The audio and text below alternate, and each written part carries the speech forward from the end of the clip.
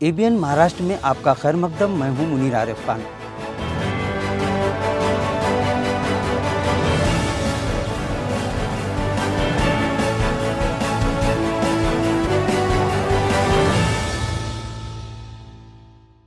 ABN Maharashtra में आपका खैर मकदम। मैं हूं मुनीर आरिफ खान।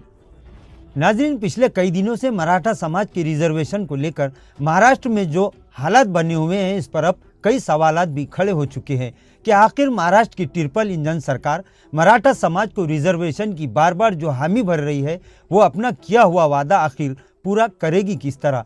क्योंकि गुज़िश्ता दिन महाराष्ट्र के साबिक वजीर आला और ख़ुद मराठा समाज के बड़े नेता कहे जाने वाले अशोक राव चौहान ने इस मामले को लेकर जो बड़ा बयान दिया है, उससे अब सीधे सीधे शिंदे फडणवीस और अजीत पवार हुकूमत पर सवाल या निशान लगता दिखाई दे रहा है।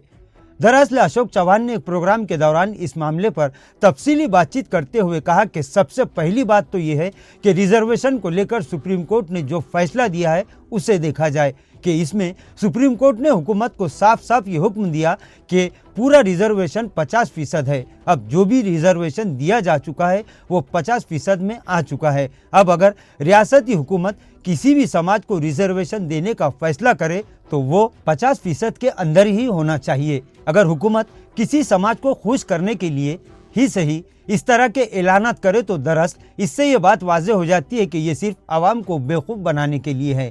अशोक राव चौहान ने कहा कि जिस देहात में मराठा क्रांति मोर्चा की जानिब से भूख हड़ताल जारी है, महाराष्ट्र का कोई छोटा बड़ा नेता ऐसा नहीं जो वहां ना पहुंचा हो।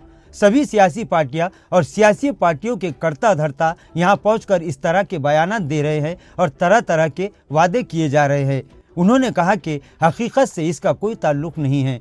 अशोक राव चौहान ने कहा कि महाराष्ट्र में मराठा समाज को रिजर्वेशन देने का फैसला रियासती हुकूमत के हाथ में नहीं है। अगर मराठा समाज, लिंगायत, धंगर या फिर मुस्लिम रिजर्वेशन की बात हो तो रियासती हुकूमत को मरकजी हुकूमत से ही इस बारे में बात करनी होगी कि वो 50% रिजर्वेशन की हद को बढ़ाने के लिए इसमें तरमीम करे। और जब तक मरकजी हुकूमत की जानिब से इस सिलसिले में तरमीम नहीं की जाएगी, किसी को रिजर्वेशन नहीं मिल सकता।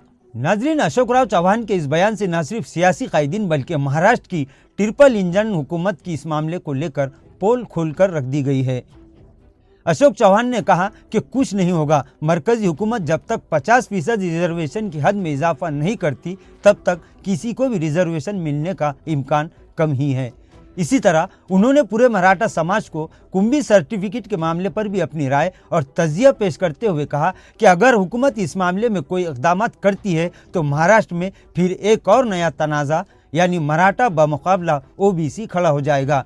क्योंकि ओबीसी की जानिब से पहले ही इंतबा दिया जा चुका है कि मराठा समाज को रिजर्वेशन दिया जाए, हम इसकी तायद करते हैं। लेकिन ओबीसी कोटे में से अगर रास्ता निकालने की कोशिश की जाएगी या फिर पूरे ही मराठा समाज को ओबीसी यानी कुंभी सर्टिफिकेट देने की बात होगी तो फिर पूरे महाराष्ट्र में ओबीसी की जानिब से ज़बरदस्त एहतजाजी तहरीक शुरू की जाएगी।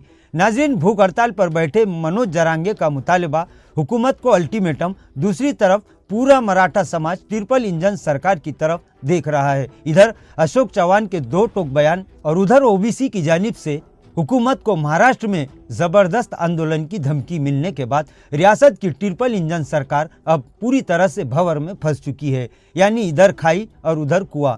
अब देखना यह है कि एकनाथ शिंदे, नायब वजीर आला अजीत पवार और वजीर दाखिला देवेंद्र फडणवीस इस भंवर में से बाहर, और वो भी पूरी तरीके से महफूज बाहर निकलने का रास्ता कैसे तलाश करते हैं। बहरहाल आहिस्ता आहिस्ता इस मामले से पर्दा उठता जा रहा है। आगे आगे देखिए कि होता है क्या।